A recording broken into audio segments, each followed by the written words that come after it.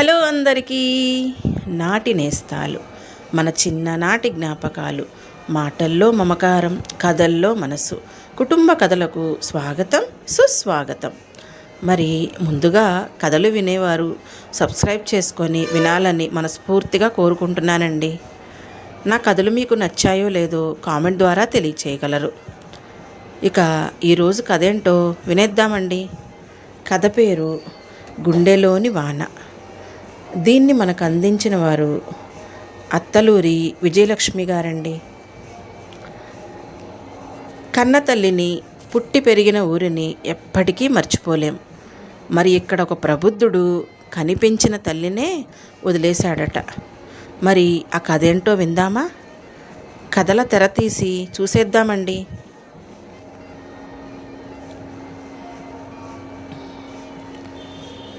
సుశీలమ్మ, రాత్రి మా అబ్బాయి ఆలస్యంగా ఇంటికి వచ్చాడు.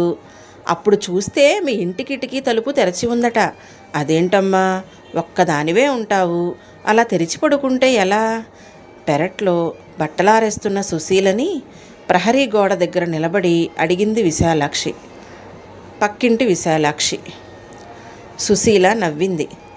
నాకేం భయం విశాల, నా వయసు 65. ఈ 2 గదుల ఇల్లు తప్ప నగలు, నాణ్యాలు, ఆస్తులు నాకేమున్నాయి? ఎవరేం చేస్తారు? ఈ రోజుల్లో ఏదీ నమ్మలేం, ఎవరినీ నమ్మలేం. ఎందుకైనా మంచిది జాగ్రత్తగా ఉండు. అయినా మంచో చెడో కొట్టుకుంటూనే తిట్టుకుంటూనో కొడుకు కోడల దగ్గర ఉండకుండా ఎందుకమ్మా నీకు పంతాలు? ఒక్కదానివి తిని తినక ఎందుకు వెళ్ళకూడదు మనసులో అనుకుంది. పైకి నవ్వేసింది. ఆవిడ ఇప్పుడు అన్నిటికీ నవ్వటం నేర్చుకుంది. ఏడిస్తే గుండె బరువెక్కటం తప్ప ఏం ఉపయోగం లేదు అనుకుంటుంది. తనకి భయమేంటి? భయం తన నుంచి దూరమై చాలా కాలమైంది. భయానికే తనంటే భయం. బట్టలారేయటం పూర్తి చేసి వంటగదిలోకి వెళ్ళింది. ఘుమఘుమలాడుతున్న డికాషన్లో వేడివేడి పాలు పోసి కాఫీ కలుపుకొని తెచ్చుకొని పెరట్లో కుర్చీ మీద రాలిన పండుటాకులు దులిపి కూర్చుంది. వాతావరణం ఎంతో ఆహ్లాదంగా ఉంది. రాత్రి కురిసిన వానకి రాలి నేల కతుక్కుపోయిన ఆకులతో తివాచీ పరిచినట్టు ఉంది నేలంతా. ప్రకృతి పసుపు నీళ్లతో స్నానం చేసిన బాలింతరాల్లా ఉంది. ఎంత హాయిగా ఉంది ఈ స్వేచ్ఛ, ఈ ఆనందం పరాధీనులకు ఉంటుందా? అద్దాల మేడలు, ఆడి కార్లు ఇవ్వలేని అపూర్వమైన సంతృప్తిని ఇస్తోంది ఈ జీవితం, ఒంటరి జీవితం. ఇంత బాగుంటుందని తెలియక కొడుకు ఆశ్రయంలోనే బతకడానికి చాలా పోరాటం చేసింది ఆవిడ. నవ్వుకుంది. విశాలాక్షి తరచూ ఇలా హెచ్చరించటమో భయపెట్టడమో చేస్తూ ఉంటుంది. ఏదో ఒకటి అంటూనే ఉంటుంది. బహుశా తను పొందుతున్న ఆనందం ఆవిడకి లేదన్న బాధో అసూయో. కొడుకు దగ్గరికి వెళ్ళు అని పోరుతూనే ఉంటుంది. రాత్రి తలుపు తీసి పడుకోవడం ఏంటి? అలా జరగలేదే. ఆవిడ ఒక్కసారి రాత్రి ఆలోచనలోకి వెళ్ళింది. కానీ ఎంత ఆలోచించినా తన కిటికీ తలుపులు తీసి పడుకున్నట్టు గుర్తులేదు. చాలాసేపు నిద్రపట్టక అలా వర్షంలోకి చూస్తూ కూర్చుంది. కానీ పడుకునే ముందు తలుపులు వేసిందే. నిజానికి ఆవిడకి నిద్రలేమి లేదు. ఒక్క ఆకు కూడా కదలనని మొరాయిస్తున్న చెట్లు, ఒక్క గాలి తెరను కూడా లోపలికి పంపకున్నా ఒళ్ళంతా చెమటతో తడిసిపోయినా, మానసికంగా అస్థిమితంగా ఉన్న, ఆలోచనలు జోరీగల్లా ముసురుకుంటూ రొదపెడుతున్న ఆవిడ నిద్రాదేవి మాత్రం ఆదరిస్తూనే ఉంది. రాత్రి 11 గంటల దాకా టీవీ చూస్తూనో ఏ భగవద్గీత చదువుకుంటూనో కాలక్షేపం చేసి 11 కాగానే లైట్స్ ఆఫ్ చేసి మంచం మీద వాలుతుంది. ఓం నమ శివాయ అని 3 సార్లు స్మరణ చేసి కళ్ళు మూసుకోగానే నిద్ర పట్టేస్తుంది. తిరిగి 5 గంటలకు టెన్షన్గా లేస్తుంది. అలాంటిది రాత్రి ఎందుకో నిద్ర పట్టలేదు. ఉధృతంగా వాన కురుస్తుంటే కిటికీ రెక్క తెరిచి చూస్తూ కూర్చుంది. వాన వస్తే ఎన్నో జ్ఞాపకాలు ఉసిళ్ళలా ముసురుకుంటాయి. వాటిలో కొన్ని తియ్యటి జ్ఞాపకాలు. అవి వివాహం అయ్యి కాపురానికి వచ్చిన దగ్గర నుంచి పిల్లలు పుట్టి వాళ్ళకి 10 ఏళ్ళు వచ్చిందాకా పొందినవి. మరికొన్ని చేదు జ్ఞాపకాలు. అవి ఎంతో ప్రేమించిన భర్త తనని ఒంటరిగా వదిలి వెళ్ళిపోయి బాధ్యతల బరువు మోస్తున్నప్పటివి. బాధ్యతలు సక్రమంగానే నిర్వర్తించింది. అదేంటో పిల్లలే అక్రమంగా తయారయ్యారు. ఇద్దరికిద్దరు స్వార్థపరులు. కూతురు పెళ్ళయ్యాక పరాయిదవుతుంది. ఈ నిజం ఒప్పుకోదు. కానీ కొడుకు ఎందుకు పరాయివాడయ్యాడు? చిన్నప్పటి నుంచి పెంచిన ఆయాని కూడా గుర్తుంచుకొని ఆప్యాయంగా పలకరించిన తండ్రికి పుట్టిన పిల్లలు ఇలా ఎలా తయారయ్యారు? తల్లినే మర్చిపోగలిగారంటే ఎంత విషాదం. అత్తగారు ఆయన చిన్నప్పుడే పోతే ఆయా చేతుల్లో పెరిగాడు. ఆవిడ కూడా ఎంతో ప్రేమగా పెంచింది. ఆ కృతజ్ఞతతో ఆవిడ బతుకున్నన్నాళ్ళు తన భర్త ఆయాని కనిపెట్టి ఉన్నాడు. అలాంటిది ఆయన రక్తం పంచుకు పుట్టిన పిల్లలు కన్న తల్లినే మర్చిపోయారు. ఇది ఎలా సాధ్యం? అలా ఆలోచిస్తూ కూర్చుంటే చల్లగాలి మొహాన్ని తడిమి ఓదార్చింది. వానచుక్కలు చంపలని మీటి ఇది జీవితం ఇలాగే ఉంటుంది అంటూ నచ్చ చెప్పాయి. ఆ స్వాంతనలో తడిసిపోతూ కూర్చుంది. అదేంటో పిల్లలు పెళ్ళిళ్ళయ్యాకో ఉద్యోగాలు వచ్చాకో మారిపోయి తల్లిదండ్రుల్ని బాధ పెడతారు. కానీ తన పిల్లలు పెరుగుతూనే దుర్మార్గంగా పెరిగారు. చిన్నప్పటి నుంచి స్వార్థమే. అంత స్వార్థం తనకీ లేదు, ఆయనకీ లేదు. వీళ్ళకి ఎలా వచ్చింది? ఇందులో తప్పెవరిది? తనదా, ఆయనదా? ఆయన ఎంత ప్రేమించేవారు పిల్లల్ని. వాళ్ళు ఏదడిగినా లేదు కాదు అనలేదు. వీళ్లే ప్రతి విషయంలో దురాశకు పోయి తండ్రిని ఎంత మాట పడితే అంత మాట అనేలా తయారయ్యారు. ఆ బాధ తట్టుకోలేకేమో ఆయన గుండె చాలా త్వరగా ఆగిపోయింది. అప్పటి నుంచి తన గుండెలో తడి ఆరిపోయింది. ఆలోచనలు వదిలించుకొని ఖాళీ అయిన కాఫీ కప్పు తీసుకొని వంటగదిలోకి వెళ్ళి వంటకి ఉపక్రమించింది. సాయంత్రం విశాలాక్షి ఇంట్లోకి వచ్చింది. ఇవాళ రాత్రి మళ్ళీ వాన ఉందంట, వార్తల్లో చెప్పారు. అన్నట్టు నీ కోడలకు ఆరోగ్యం బాగాలేదట సుశీలమ్మ. నీ కొడుకు ఒక్కడే ఇబ్బంది పడుతున్నట్ట. వంట మనిషి మానేసిందట, మరో మనిషి దొరకలేదట. పిల్లల్ని స్కూల్లో దింపడం, భార్యకి మందులు ఇవ్వటం, వంట చేసుకోవడం, ఆఫీస్ పని చేసుకోవటం చాలా కష్టంగా ఉందని మా అబ్బాయితో చెప్పాట. పాపం పిల్లాడు ఎంత ఇబ్బంది పడుతున్నాడో. వెళ్ళొచ్చు కదమ్మా, మరీ ఇంత పంతమేంటి నీకు? అవునా అన్నట్టు ఆవిడ వైపు చూసింది. సుశీల మాతృహృదయం తల్లడిల్లిపోయింది. ఉన్నపాటున రెక్కలో చెగిరిపోతే ఎంత బాగుండు అనిపించింది. నల్లగండ్ల వెళ్ళటం అంటే మాటలా? కనీసం 2 బస్సులు మారాలి.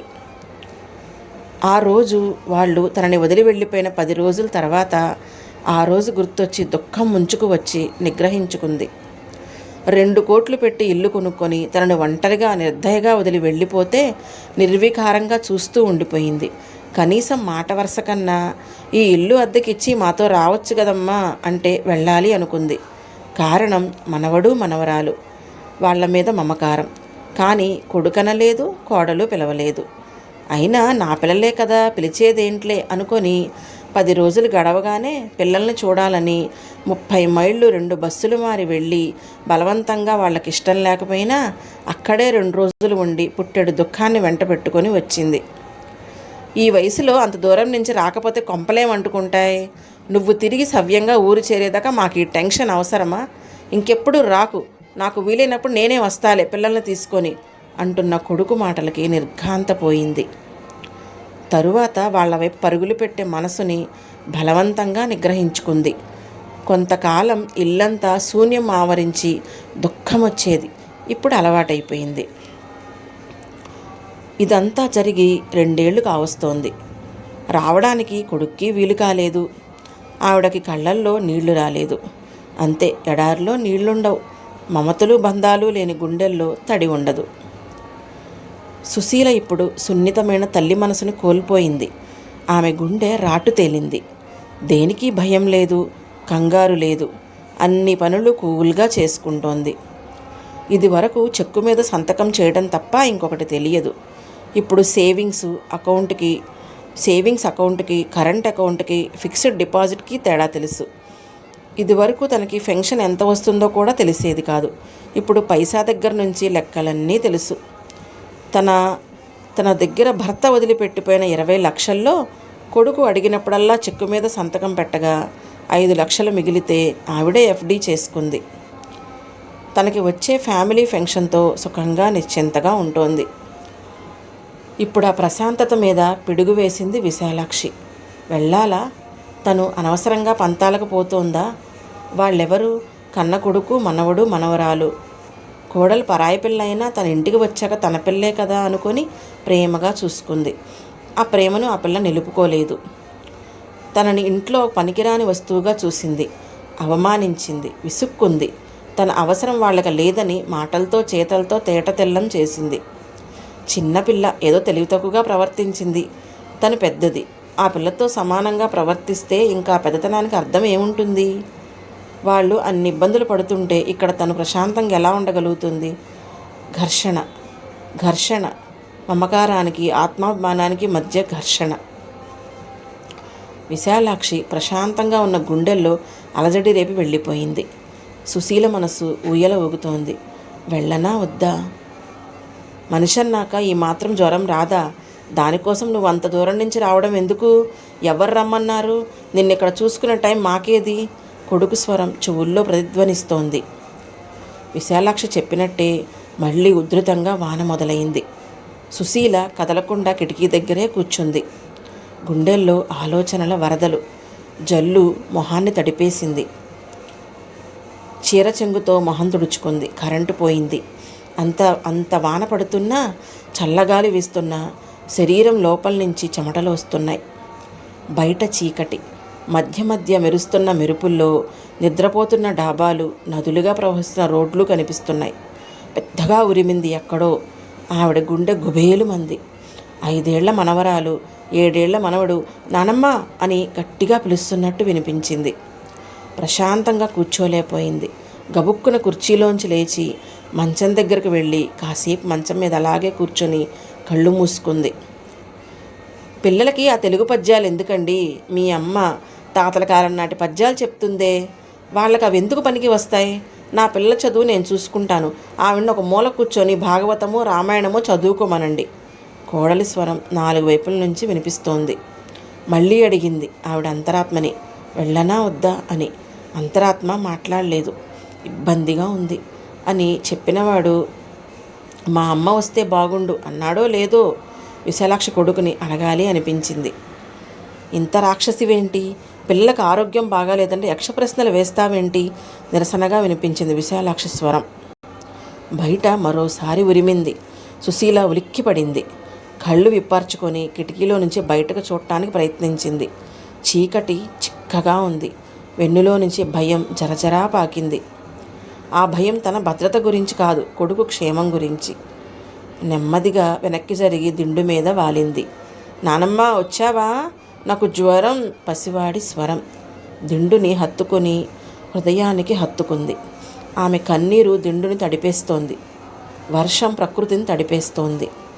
తెల్లవారితే వర్షం తగ్గుతుంది. గాలి వీస్తూ ప్రకృతి పరవశిస్తోంది. మమతల గాలి తన మనసుని పరవశింపచేస్తోంది. ఎంత బీభత్సంగా కురిసినా వాన ఆగిపోతోంది. ఎంత గొడవలైనా బంధాలు తెగిపోతాయా? ఎందుకో ఆమె మనసుకి చాలా గాఢంగా అనిపిస్తోంది. కొడుకు వస్తాడు, తనని తీసుకొని వెళ్తాడు అని. ఒకవేళ తీసుకొని వెళ్ళకపోతే, రాకపోతే తన గుండెల్లో కురిసే వాన ఎన్నటికీ తగ్గదా? లేదు, వస్తాడు, తప్పకుండా వస్తాడు. ఇప్పుడు వాడికి తన అవసరం ఉంది. ఒకవేళ రాకపోతే ఆవిడ తెల్లవారడం కోసం వర్షంలోకి చూస్తూ రెప్పలు మూయకుండా అలా పడుకోనే ఉంది. తెల్లవారింది. సుశీల అప్పుడప్పుడే కమ్ముకొస్తున్న మగత నుంచి మేలుకుంది. కిటికీలో నుంచి బయటకు చూసింది. వాన తగ్గిపోయింది. ప్రక్షాళనం అయిన ప్రకృతి పచ్చగా నవ్వింది. సుశీల గబగబా పనులు మొదలుపెట్టి స్నానం చేసి వచ్చి దేవుడి దగ్గర దీపం పెట్టింది. తండ్రి, వెళ్ళమంటావా? ఆత్మాభిమానం చంపుకోమంటావా? అనుబంధాలు తెంచుకోమంటావా? వెంకటేశ్వర స్వామి మందహాసం చేశాడు. బయట కారాగిన శబ్దం. ఆవిడ ఉలిక్కిపడింది. డోర్ తీసిన చప్పుడు, పరిచితమైన అడుగుల సవ్వడి. ఆనందంతో ఒళ్ళు పులకరించింది. వచ్చాడు, నా కొడుకు వచ్చాడు. తడబడుతూ వీధి వాకిలి వైపు వచ్చింది. కారు దిగి లోపలికి వచ్చాడు కొడుకు. ఆవిడ కాళ్ళు చేతులు వణికాయి. గుండె కొట్టుకుంటోంది. పెదవుల మీద చిరునవ్వు పసిపిల్లలా పాకింది. పవన్ దగ్గరికి వెళ్ళి వాత్సల్యంగా పిలిచింది. ఎలా ఉన్నావురా? కన్నీళ్లు అదిమి పెడుతూ ఆప్యాయంగా అడిగింది. నేను బాగానే ఉన్నాను. సరితకి ఆరోగ్యం బాగాలేదు. వంట మనిషి రావడం లేదు. నాకు చాలా ఇబ్బందిగా ఉంది. నేను తీసుకెళ్లాలని వచ్చాను. 4 రోజులుంటే చాలు, పరిస్థితులు సర్దుకుంటాయి. తరువాత నేను పంపేస్తాను. తొందరగా రెడీ అవ్వు. గుండెల్లో కలుక్కుమంది. 4 రోజుల కోసం తీసుకుని వెళ్ళడానికి వచ్చాడు. విరక్తితో కూడిన నవ్వు. ఆవిడ నెమ్మదిగా చేతులు విడిపించుకుంది. అమ్మా, ఎలా ఉన్నావు అని అడగలేదు. 2 ఏళ్ల తర్వాత అమ్మను చూసిన ఉద్వేగమూ లేదు. రోజు కలుసుకుని పలకరించుకుంటున్న ఉదాసీనత, ఇంత నిర్లిప్తంగా భావరహితంగా ఉండటం వీడికే తెలుసు. ఆవిడకి కోపం రాలేదు. నిర్వేదంగా చూసింది. కాఫీ తాగుతావా అడిగింది. వద్దు, లేట్ అవుతుంది, అక్కడ తాగొచ్చు అన్నాడు అసహనంగా. బయట తగ్గిపోయిన వాన ఆవిడ గుండెల్లో కొరవటం మొదలుపెట్టింది. ఆ వానకి గుండె బరువెక్కింది. భార్య ఆరోగ్యం బాగోలేదు. వంట మనిషి లేదు. అమ్మ అంటే వంట మనిషిగా అవసరమైతే పని మనిషిగా వాడుకునే ఒక యంత్రం. రోబో జీతం ఇవ్వక్కర్లేదు. కావలసిన నాళ్ళు ఆమె సేవలు వాడుకుని తిరిగి వదిలేయచ్చు. వీడు మారడా? సరే, తను మారదు. త్వరగా రెడీ అవ్వు, సరిత పాపం ఒక్కతే ఉంది అన్నాడు విసుగ్గా. ఆవిడ నెమ్మదిగా కుర్చీలో కూర్చొని అంది. నాకు ఆరోగ్యం బాగాలేదు పవన్, నేను రాలేను. అదేంటమ్మా, మందులు తెచ్చుకో. నీకు ఏజ్ రిలేటెడ్ ప్రాబ్లం ఉంది కదా. ఏదన్నా కావాలంటే నేను చూస్తానులే. సరితకి గైనిక్ ప్రాబ్లం వచ్చింది. చిన్న సర్జరీ అయింది. 4 రోజులు రెస్ట్ తీసుకోవాలి. నువ్వు కాకపోతే ఎవరు చూస్తారు? ఆమె తలెత్తి కొడుకు మొహంలోకి సూటిగా చూసింది. దాందేముందిరా, ఆడవాళ్లకు ఈ సమస్యలన్నీ మామూలే. ఈ మాత్రానికి నేనంత దూరం రావడం ఎందుకు? చురుక్కున చూశాడు పవన్ ఆవిడ వైపు. అంటే రాకూడదని డిసైడ్ అయ్యావా? నేనంత దూరం నుంచి వచ్చింది దేనికి? నువ్వు రానంటే ఎలా? ఎవరు చేస్తారు? నువ్వు వచ్చేటప్పుడు నన్ను అడిగే వచ్చావా? కనీసం నేను ఇలా వస్తున్నాను, రెడీగా ఉండు అనైనా చెప్పావా? అయినా ఇంతకాలం నా అవసరం లేకుండానే మీరు హాయిగా బతికారు. ఇప్పుడు మాత్రం దేనికి? వెళ్ళు నాన్న, మీ ఆవిడని నువ్వు చూసుకో, నేను రాలేను. ఎందుకు రావు? ఇది నీ బాధ్యత గట్టిగా అన్నాడు. బాధ్యతలు బంధాలు మర్చిపోయి చాలా కాలం అయిందిలే. వాటి గురించి నా దగ్గర మాట్లాడకు. నేను ఇలాగే హాయిగా ఉన్నాను. నా జీవితం ఇంతకన్నా వేరుగా ఏం మారదు. విసురుగా లేచాడు పవన్. ఛీ, నువ్వు అసలు తల్లివేనా? ఇంత స్వార్థపరురాలువని నేను అస్సలు అనుకోలేదు. నీ సుఖం, నీ ఆనందం మాత్రమే నీకు ముఖ్యం. నా భార్యకి ఆరోగ్యం బాగోలేకపోయినా నీకేం పట్టదన్నమాట. సరే, ఇలాగే ఉండు. నీకు అక్కర్లేని బంధాలు నాకు మాత్రం ఎందుకు? పెద్ద పెద్ద అడుగులు వేసుకుంటూ విసురుగా వెళ్ళిపోయాడు. అతను వెళ్తున్న వైపు నిర్లిప్తంగా చూస్తూ ఉండిపోయింది సుశీల. అయ్యో సుశీలమ్మ, అంత దూరం నుంచి వానలో కొడుకు వచ్చి పిలిస్తే వెళ్ళవా? నువ్వేం ఆడదానివమ్మా? పెట్టగోడ మీద నుంచి కాళ్ళెత్తి చూస్తూ అరిచింది విశాలాక్షి.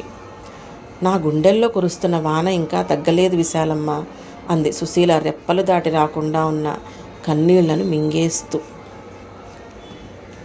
కథ మీకు నచ్చిందా అండి? అయితే సుశీలమ్మ తీసుకున్న నిర్ణయం సరైనదే అంటారా? 65 ఏళ్ల వయసులో చీకొట్టిన కొడుకు దగ్గరే ఉండమంటారా? లేక ఒంటరిగా ఉండటం కరెక్ట్ అంటారా? కామెంట్ చేయగలరు. నా కథలు మీకు నచ్చినట్లయితే లైక్ చేసి సబ్స్క్రైబ్ చేసుకోగలరు. మీ శాంతి.